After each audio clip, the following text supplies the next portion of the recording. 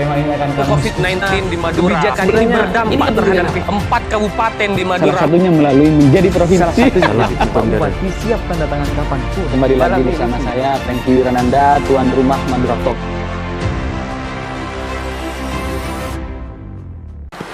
Tretan Radar Madura TV, giroh perjuangan memekarkan Madura menjadi provinsi tidak redup hingga hari ini. Perjuangan ini bukan perjuangan yang baru saja, tetapi ini sudah sangat lama sekali. Salah satu saksi sejarah bahwa perjuangan ini berkobar sejak lama adalah Bang Aziz Salim Sabibi. Beliau adalah tokoh kepulauan yang hari ini masih juga semangat di garis perjuangan memekarkan Madura menjadi provinsi. Assalamualaikum Bang Aziz. Waalaikumsalam warahmatullahi wabarakatuh. Sehat Bang Aziz? Alhamdulillah baik.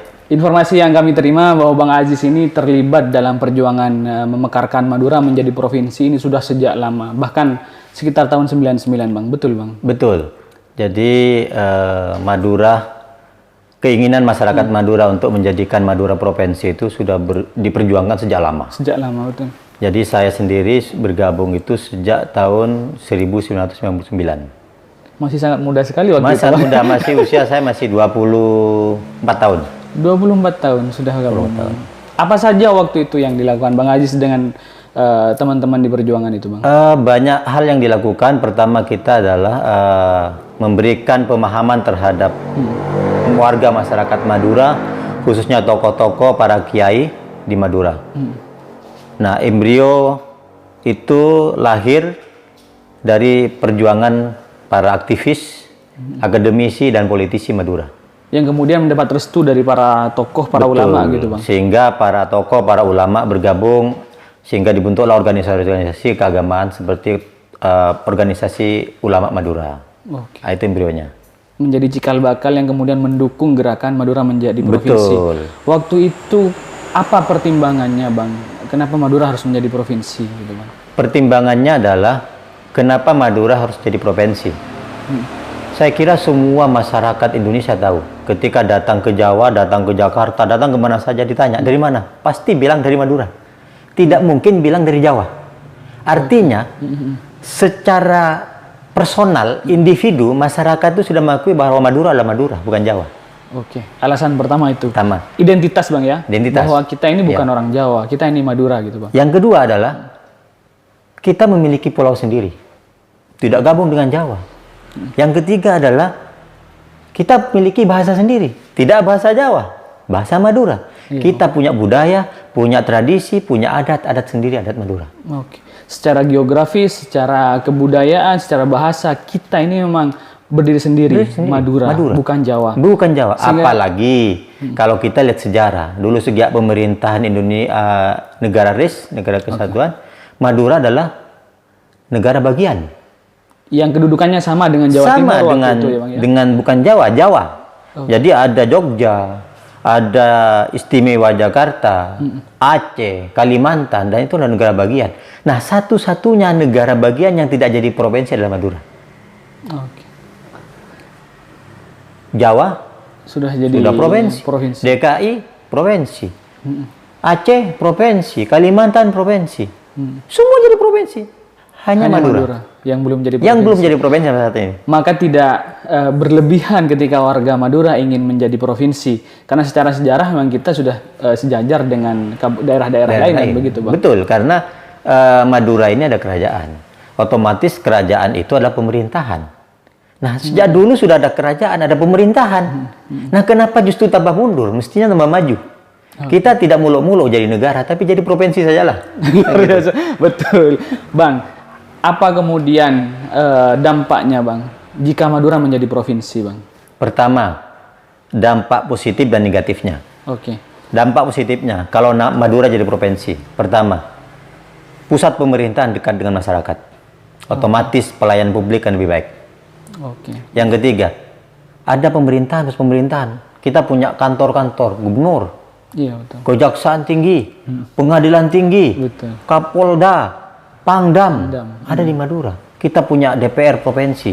Artinya, secara keuntungan nih, bagi generasi-generasi muda, para aktivis, akademisi, tokoh masyarakat, bisa mengambil bagian dalam politik di sini.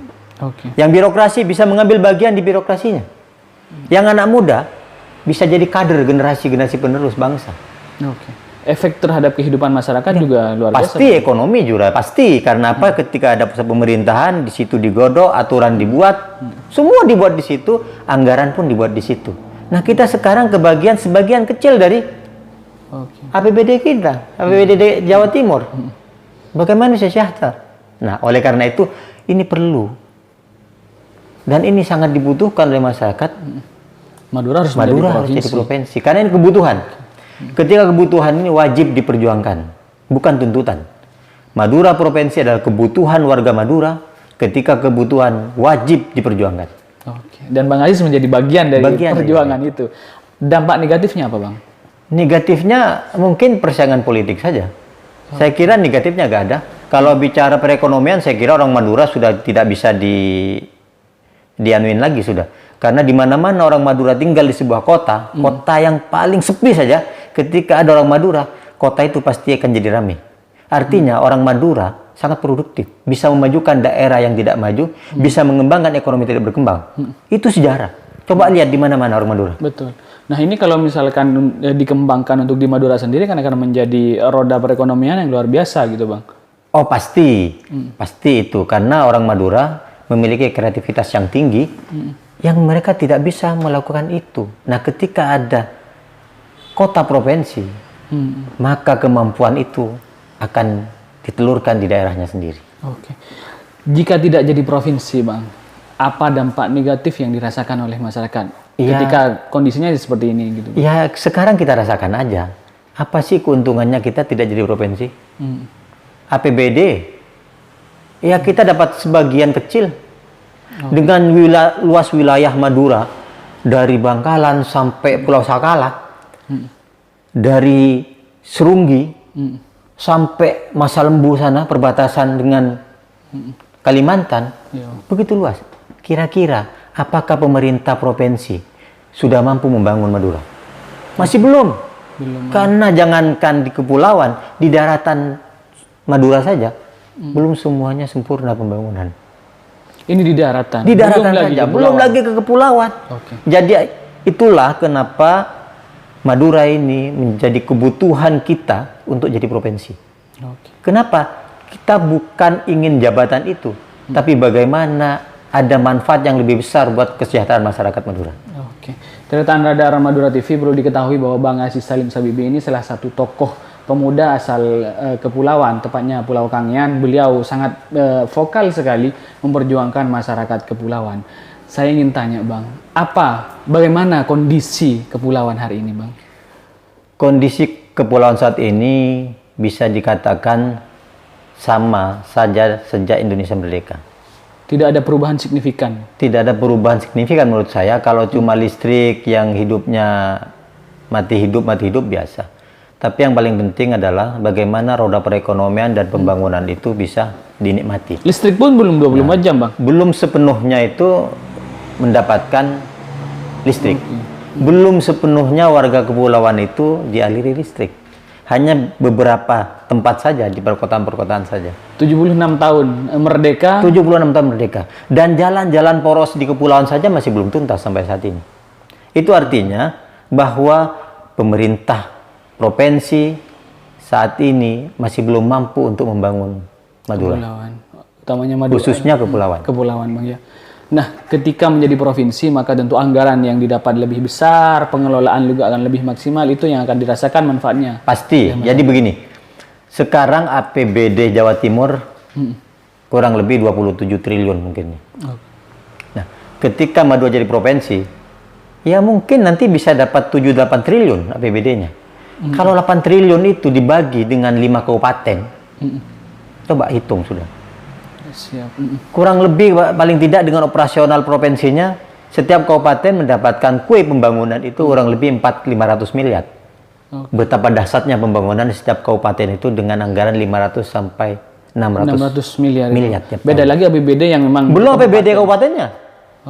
Maka akan lebih mempercepat pembangunan itu dan kesejahteraan rakyat pasti akan terjadi. Dan juga ketika Madura menjadi provinsi, semua pengelolaan kekayaan alam di dalamnya itu akan dikelola secara mandiri, Bang, ya? Betul. DBH Migas misalkan akan dibagi 4 kabupaten. Betul. Nah, sekarang lucu.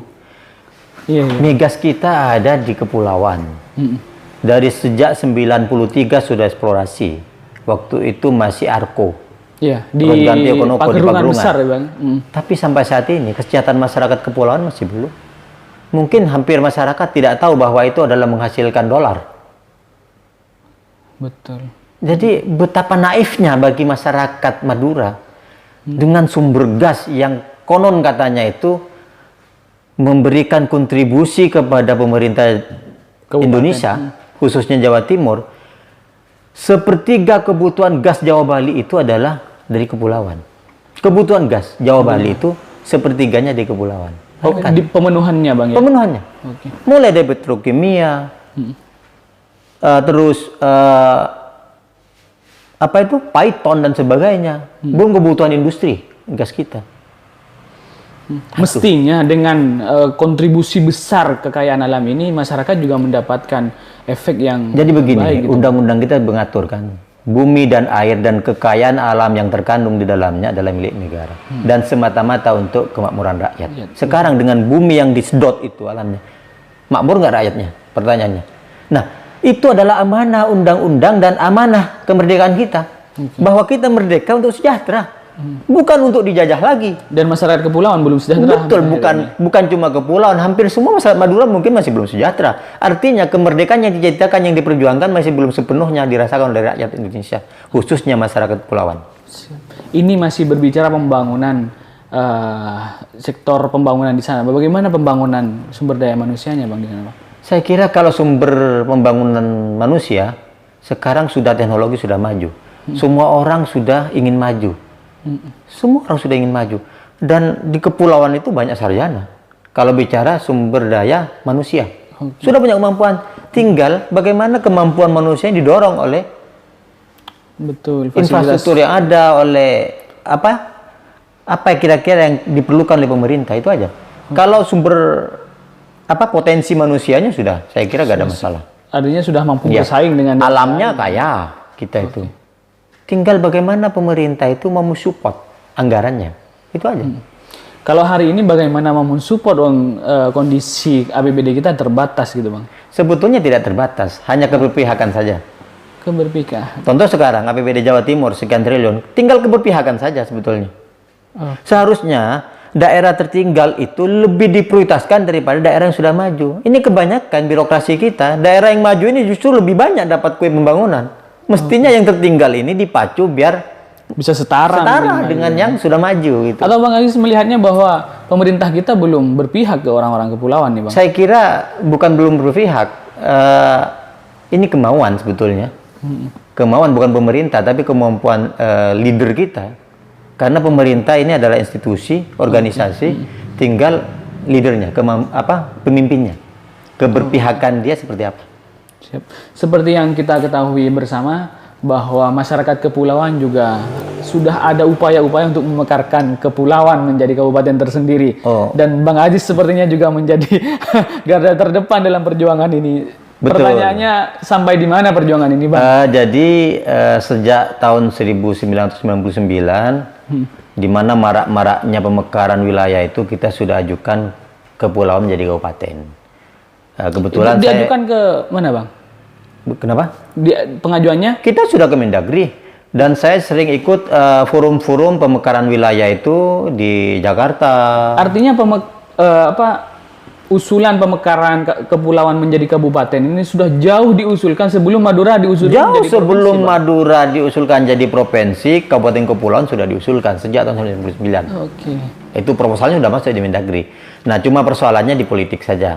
Ketika tim datang ke Sumeneb, ya ketika daerahnya tidak merespon, maka otomatis kembali. Pemerintah daerah lokal seperti Sumeneb. Karena harus disupport oleh pemerintah daerah itu. Oke. Jadi dulu sudah ada tim dari Sudah ada. Bang? Zamannya itu Menteri Otonomi Daerah Pak Aris Rashid. Oke, siap. Itu sudah dilakukan. Sebenarnya ada respon ya? Respon karena saya sendiri menghadap Presiden waktu itu, Presiden Abdurrahman Wahid, saya menghadap ke istana. Dengan tokoh-tokoh kepulauan? Saya sendiri menghadap dengan tokoh-tokoh kepulauan. Oke. Bagaimana respon almarhum? Responnya luar biasa, mereka sangat respon sekali karena pada waktu itu memang semarak di mana-mana pemekaran wilayah memang. Dan satu-satunya yang tidak berhasil sampai saat ini adalah Kabupaten Kepulauan. Oke. Daerah mana saja waktu itu Bang yang Dulu sama-sama Gorontalo, berjuang, Bang? terus Riau, Pak Ismet itu waktu itu ketua otorita Batam, sama-sama berjuang dengan kita, bahkan satu forum, dan mereka sudah berhasil. Tinggal kepulauan. Bang. Tinggal Sumeneb Kepulauan. Saya kira Sumeneb Kepulauan itu layak. Kita tidak muluk-muluk. Sebetulnya kenapa kepulauan itu harus jadi kabupaten? Biar tidak menjadi beban pemerintah Kabupaten Sumeneb sebetulnya. Karena bayangkan, ketika pemerintah mau datang ke pulau, itu biayanya besar. Sampai 500 juta. Betul. Mereka itu datang hanya untuk datang ke daerah kepulauan. Betul. Dan itu jadi beban APBD. Belum pegawainya.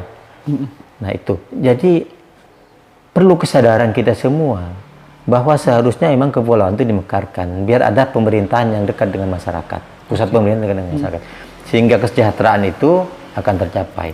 Apa sih ruginya seorang pemerintah tidak mendukung pemekaran? Gajinya sama.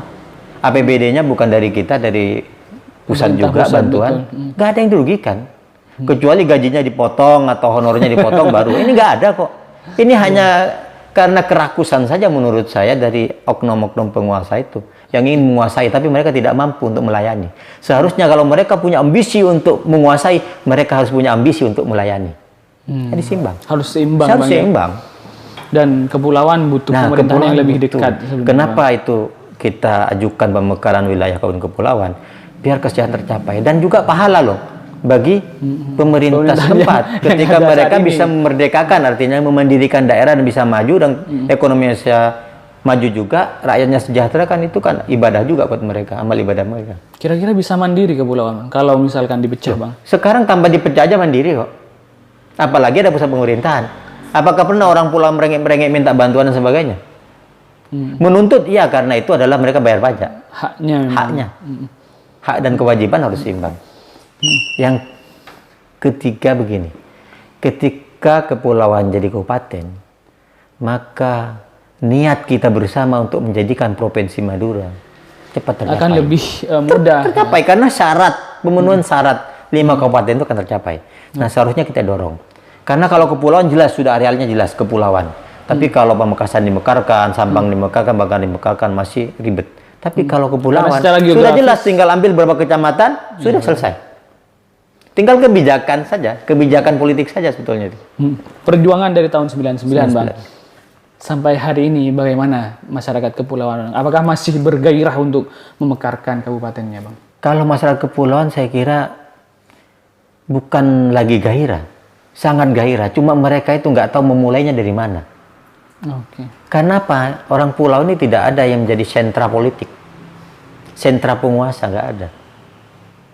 Jadi tidak ada cantolan politik buat orang pulau itu untuk memperjuangkan daerahnya. Nah, harapannya adalah kesadaran bagi penguasa untuk membantu kepentingan publik, kepentingan masyarakat, dan kesejahteraan rakyat ini. Oke. Bang Aziz sebagai salah satu tokoh politik juga, tokoh masyarakat juga, apa yang akan dilakukan, Bang, untuk memperjuangkan keinginan orang kepulauan ini, Bang? Kalau saya selalu memperjuangkan itu. Kenapa? Kita juga terjun di politik, salah satunya adalah itu. Karena bagi kami memperjuangkan masyarakat, ingin mensejahterakan rakyat, itu adalah ibadah bagi kami. Karena kalau saya punya duit banyak, kalau kita bantukan buat masyarakat, saya kira nggak cukup. Tapi kalau kita punya kekuasaan dan kekuasaan kita pakai untuk kebaikan, saya kira pahalanya mengalir terus. Dan bisa 5 tahun paling tidak. Betul, siap.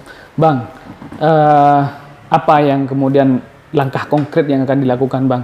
Hari ini para tokoh di Madura sepertinya sudah satu suara, Bang. Sepakat bahwa Madura layak dimekarkan. Sepakat bahwa Madura harus menjadi provinsi. Nah, kira-kira untuk warga kepulauan, apa langkah konkret yang akan dilakukan, Bang? Tentu warga masyarakat kepulauan tetap berjuang bagaimana pemekaran wilayah Kabupaten Kepulauan itu bisa terwujud. Harapan masyarakat kepulauan adalah mendapatkan dukungan dari tokoh-tokoh Madura, se-Madura. Oke. Khususnya para politisi-politisi Madura untuk membantu bagaimana kepulauan itu bisa dimekarkan. Biar masyarakat kepulauan sejahtera dan juga syarat Madura menjadi provinsi, Madura provinsi tercapai. Gitu, Bang. Siap, Bang. Siap, terima kasih, Bang. Waktunya mungkin closing statement, Bang, terkait perjuangan dan kemudian nasibnya masyarakat kepulauan hari ini, Bang, bisa disampaikan melalui Radar Madura TV ini, Bang. Seperti apa, Bang? Ya, Harapan kami adalah kami berharap kepada para tokoh masyarakat Madura, para aktivis, akademisi, politisi khususnya yang ada di pemerintahan, tolong kita semua tahu bahwa Madura ini sudah punya keinginan, bukannya keinginan, tapi kebutuhan untuk jadi provinsi, tapi syaratnya tentu adalah harus 5 kabupaten. Nah, salah satu yang memang siap untuk dimekarkan adalah kepulauan. Kenapa kami mengatakan siap? Karena sejak tahun 1999 warga masyarakat kepulauan sudah mengajukan pemekaran wilayah kabupaten kepulauan itu kepada pemerintah pusat. Oleh karena itu harapan kami adalah para tokoh masyarakat yang ada di Madura untuk mendukung tercapainya kabupaten kepulauan. Saya kira itu. Siap, terima kasih Bang. Semoga apa yang diinginkan dan dicita-citakan oleh masyarakat kepulauan segera terwujud. Apapun yang dilakukan tujuannya satu, yakni mendekatkan pemerintahan kepada masyarakat dan kemudian meningkatkan kesejahteraan masyarakat kepulauan. Terima kasih Bang waktunya. Terima kasih Tanda Radar Madura TV. Akhiran wallahi muwaffiq ila aqwamit thoriq. Wassalamualaikum warahmatullahi wabarakatuh. Waalaikumsalam warahmatullahi wabarakatuh.